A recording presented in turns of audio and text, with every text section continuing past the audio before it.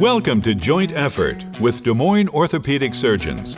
This podcast covers the pain and injuries that are associated with muscles, ligaments, and joints. Welcome. Today, the Joint Effort, sponsored by DMOS, has a very young and talented spine surgeon, Dr. Zachary Ries. Welcome, Zach. Thank you. Good to be here. Yeah, thanks for coming on. So, you're an Iowa native.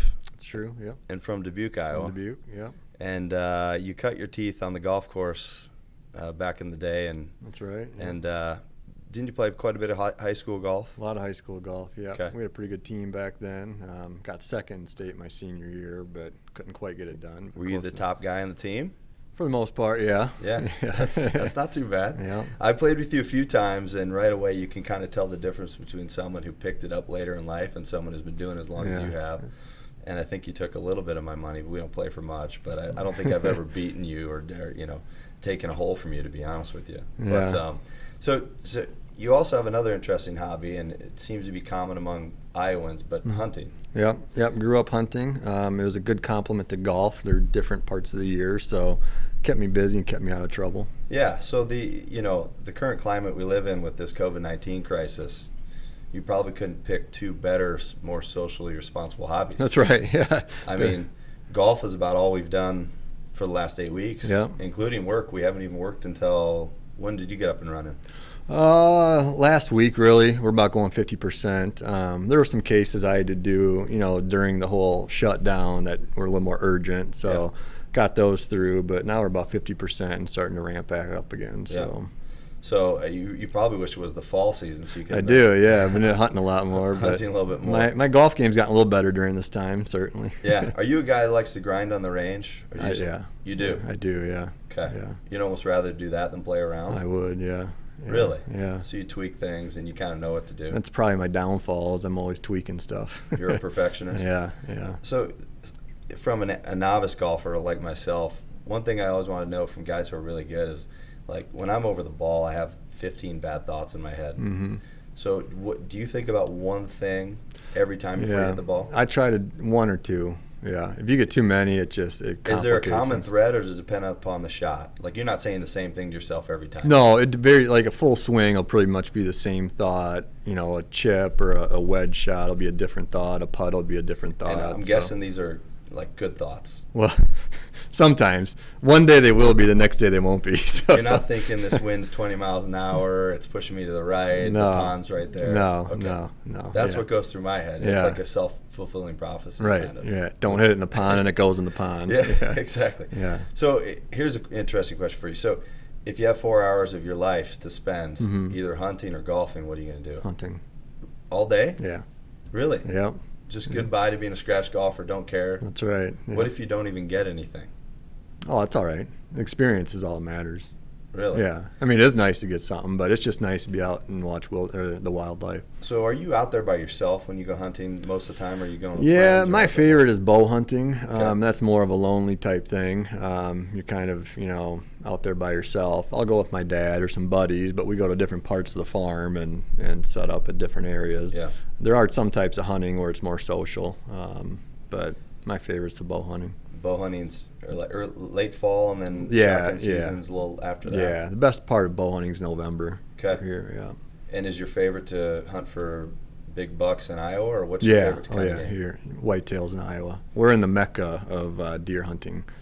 Everyone across the country who hunts whitetails wants to come to Iowa.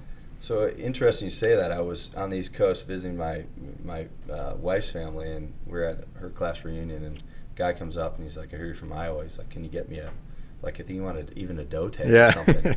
He said, I don't even hunt. Yeah. Like, what's wrong with you, man? I honestly didn't really realize that we had that elite of bucks. Is that because of the farmland, the food source? Yeah, it's just there's food everywhere for them.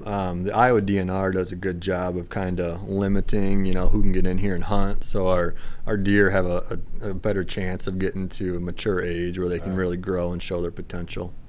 Gotcha. So, yeah. And so I also understand last year you went out to New Mexico. I did, yeah. What are you looking for in New Mexico that you can't find here? Elk. Okay. Yeah. We do not have elk in Iowa.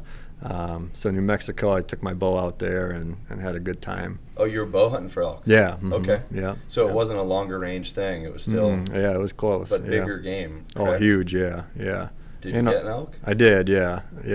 A smaller one is the last day. So it was a baby. It was.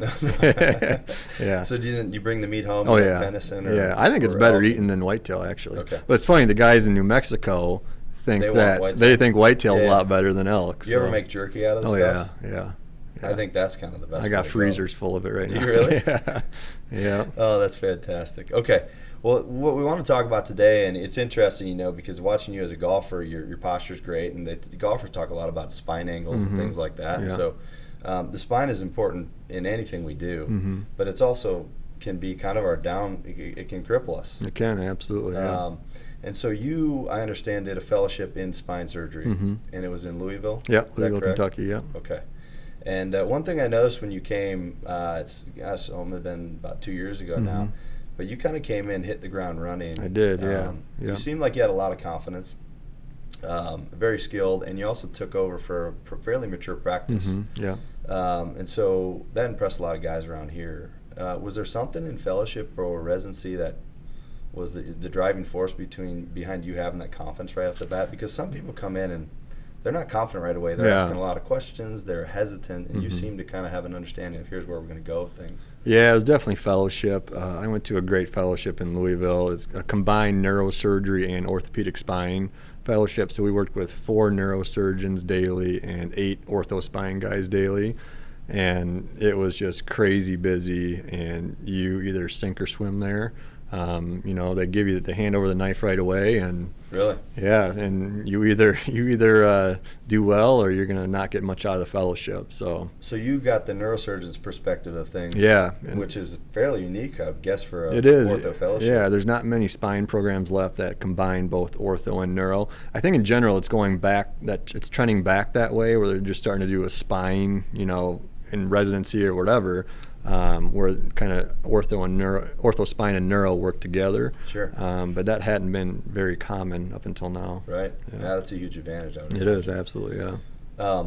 In regards to neck pain, okay, and we're gonna skip the back. We know back is debilitating as well, but neck pain is of interest today. What are some potential causes of neck pain that people can have? Yeah, a lot of causes. Mostly would be soft tissue, muscle, tendons, ligaments, things like that. Stuff typically gets better on its own. Arthritis would be the next most common. And then, disc issues. So, a disc herniation can press on a nerve and give you neck pain, arm pain, things like that. You hear the term disc. What does that mean to the average person? So, there's 7 cervical vertebrae, right? Yeah. And then can you describe what does the disc do? Yeah, so basically it's like a shock absorber. Yeah. And it also allows some motion as well. So whereas the bone is obviously hard and you're not going to get any motion through the bone, the disc is in between the bones and allows for a little bit of motion. Okay. So the neck, obviously, there's a lot of motion going on in the neck, side to side, up and down.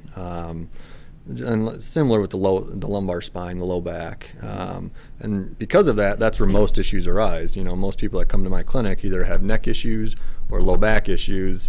The upper spine, the thoracic spine, is typically spared because there's not much motion there because the ribs come around and attach in the front. Okay. So, yeah, that makes a lot of sense. So, I guess why does a disc herniation hurt? Why does that bother people?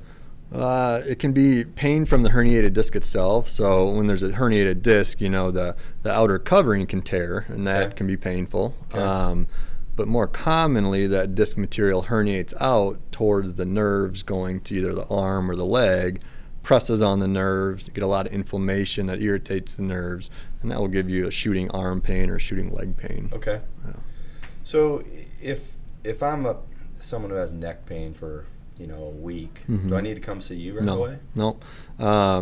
So thankfully, most neck pain, most low back pain will get better on its own. Okay. There's always a couple of red flags where you'd want to come see a spine specialist right away. What would be something where, hey, you need to see me? Uncontrolled pain, so can't sleep, can't function, can't work. Should probably get that looked at. You typically, that when I say uncontrolled pain, that's going to be shooting arm pain, shooting leg pain. Weakness is another one.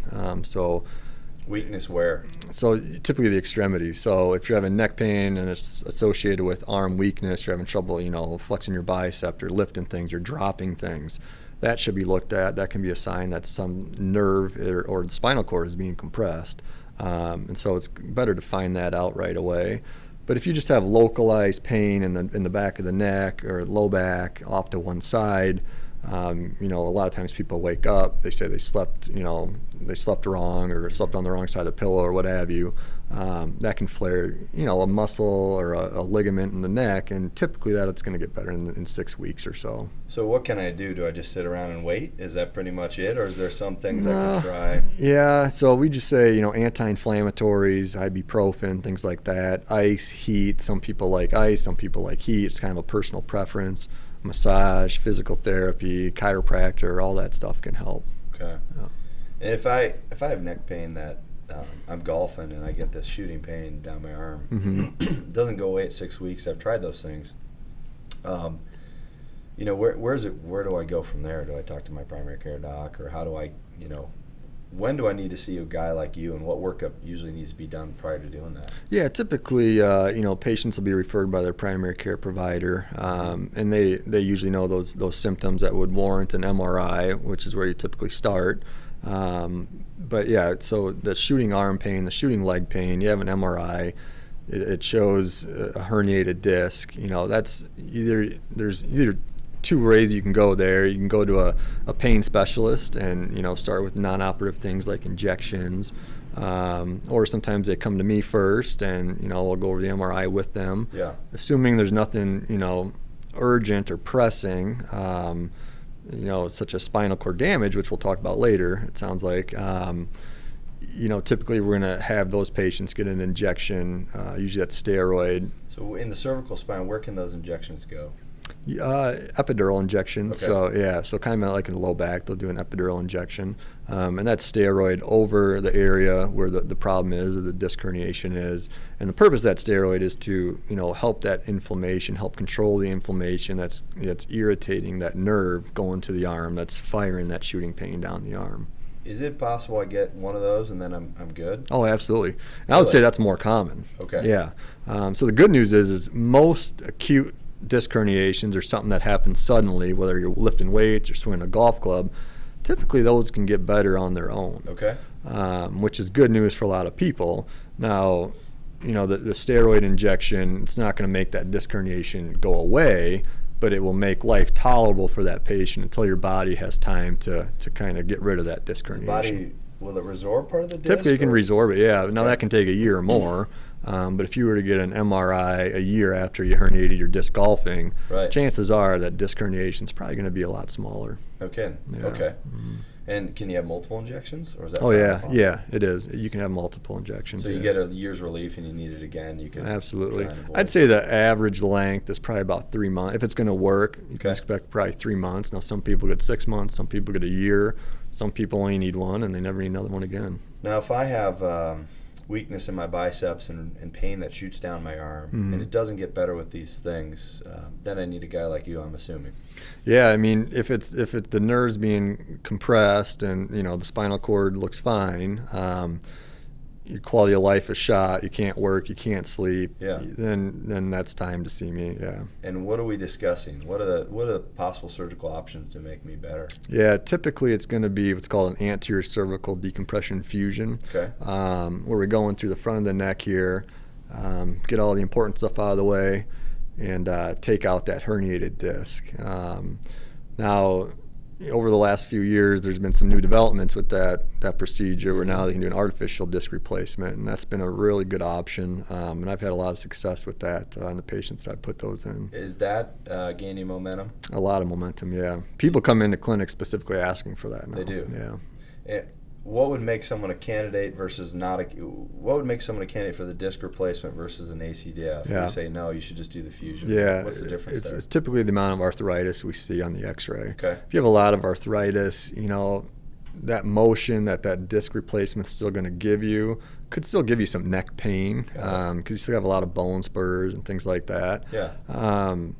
The nice thing about the disc replacement is there's some downstream effects to a fusion, right? You take away that motion at that level, and so the other levels, they have to pick up that extra stress. It's like taking a tire off an 18-wheeler, the other 17 pick up the extra load, they wear So out you can faster. herniate above or below. Exactly, or wear out the level above and below. So, 10, 15 years down the road, we're doing the next level because you wore that one out. Is your incision and approach the same for a disc replacement as it is for an ACDF? It's the exact same surgery. The only difference is the implant we're putting in. Okay. Yeah. What's more technically difficult? Well, the ACDF, the fusion, you have to put a plate over top of it and screws in. So there's a little more hardware that goes into that.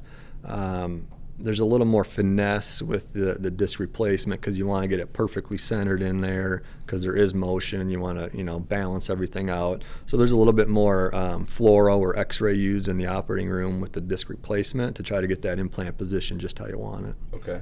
And if I have a disc replacement, can I go back to playing sports and live Oh an yeah, active lifestyle? yeah, absolutely, yeah. In fact, there's some golfers on the PGA Tour right now who have had disc replacements that are going well with them. Yeah. Their driving distance go down at all? I'm not sure about that. If it did, they'd probably blame that on age and not the surgery. Yeah, exactly. So you can essentially get back to the function you were at, assuming no permanent neurological issues. Yeah, and the nice thing about it too is the recovery is half. And I tell patients I have restrictions on them for 6 weeks with the disc replacement, whereas with a fusion, it's 3 months. So after surgery, let's talk about that. Are they leaving in a neck brace? For a disc replacement? No, no neck brace. Sometimes if they're having some pain in the neck after surgical pain, we'll just put them in a soft collar. But yeah. And when do these patients go home? Are we talking 5 days in the hospital? No, that's the next day. Some patients go home the same day. So you can do same-day surgery in either a disc replacement or a fusion scenario? Yep. And how many levels? So if you need a fusion, you have arthritis, can you fuse 2 levels, 3 levels? Yeah, we do 4. You do? Yeah, if we need to. Yeah. So 4 is possible through the same small incision? Yeah, we have to, if it's, looking like it's going to be tough to get all of them, we'll have to make a longitudinal incision, whereas normally we like to hide the incision in a crease in the neck. But if we're doing 4 levels, there's sometimes where we have to make a bigger incision that we can't hide as well. Understood. Other options is go in the back of the neck, but that's a lot more painful. For patients. Are there any significant complications that you worry about from doing this type of surgery? You tell patients about ahead of time that, hey, these are, you're going in an area where there are nerves and you have your esophagus. No, the biggest risk I tell patients about is dysphagia or pain swallowing after surgery. It's just because we have to move everything out of the way to get down the spine, and it's related to retraction time. So if we do a 4 level, that's a lot more surgery, a lot more time. We're retracting everything out of the way. The risk of that's gonna be a little higher. So you tell the moms to expect that? I'm gonna say you're gonna have pain swallowing after surgery. Typically, that gets better in a couple weeks. And then when can I swing a golf club again if I have a fusion? If you have a fusion, I'd say 3 months. 3 months? Yeah. Can I play contact sports again? You can. There are guys that do that, yes. Probably not. Yeah. I wouldn't recommend it. You hold your breath on that. I do, yeah. I say I'm not going to tell you not to, but I wouldn't recommend it, yeah. So, the last thing is you talked about things that are reversible, right? Mm-hmm. What if we're getting to a situation where, how do you know when things aren't quite reversible with the spinal cord and are there treatment options for that? Like if I'm losing my balance? Right, yeah. Things like that. Yeah, so what you're describing is myelopathy. Okay, what does that mean? So that's a fancy way of saying basically the spinal cord is showing signs of damage. Okay. Typically that damage is going to be from compression. So whether the patient's got an arthritic neck, they've grown some bone spurs that are pressing on the spinal cord and damaging the spinal cord. A big disc herniation can cause it too. It's basically pressure on the spinal cord. So the signals are not making it from the brain down to the rest of the body. Mm-hmm. So that's why people get balance issues. They have trouble buttoning shirts, using their fingers to write. They just lack of coordination. Do these things slowly build up? Typically, yeah, slowly build up. And stepwise, we call it a stepwise decline. So they'll be cruising along, doing okay, and then all of a sudden they'll get worse. Then they'll stabilize, and they'll get worse again. More commonly, more elderly individuals? Typically older people with arthritis and bone spurs, although it can happen in younger patients who have a big disc herniation that presses on the spinal cord too. And is that something that surgically you can halt progression, or can you reverse progression of that? Yeah, so So when you have myelopathy or spinal cord damage, we recommend surgery. No injections at that point, because the quicker you can take the pressure off the spinal cord, the better the results will be. What we tell patients is this should reliably halt progression of the myelopathic symptoms. Now, a lot of people get stuff back, right? So they'll get, their pain in their arms will get better, their balance issues will typically get better, weakness typically gets better. It may not get 100% better, but it usually improves. And, we think the sooner we get to that, the sooner we free the spinal cord up, the better chance of recovery you'll have. And that technique is typically from the back, or do you do that from the front? It varies. As well? We try to do it from the front if we can, Okay. But, there's different patient characteristics, anatomy stuff that may force us to go in from the back. I remember some French door technique back in the day. Is there some French door? There is, yeah. That's actually a motion sparing technique as well, but that's going in from the back as well. Yeah. All right. Yeah, the French door. Do you do a bunch of myelopathy? Is that a common thing to operate on? Oh, yeah. That's probably as common as what the other thing that we were talking about is radiculopathy. So that's the shooting arm pain without the spinal cord damage. I'd say it's, in my practice, probably 50-50. Okay. Yeah. Oh, that's pretty. I figured you were doing more, radiculopathy herniation. Oh, yeah. It's about 50-50. There's a decent amount of myelopathy going on there. Yeah. So it's probably fairly critical for people to understand what they're dealing with. Absolutely, yeah. They start to lose strength or balance. That's something to tell. Yep, absolutely. Yeah, and that should come straight to a spine surgeon. Okay, fantastic. Yeah. Well, thank you so much for coming on today. This is great information for our audience, and I still can't believe you'd rather hunt over golf, but maybe you just haven't found the right people to golf with. Yeah, right. Being one of them, maybe you're still looking. Maybe for if I start playing better, that'll change. Well, you need to let go a little bit. It's okay to shoot 73. Yeah, right. So thanks again, Zachary. All right, absolutely. Good to be here.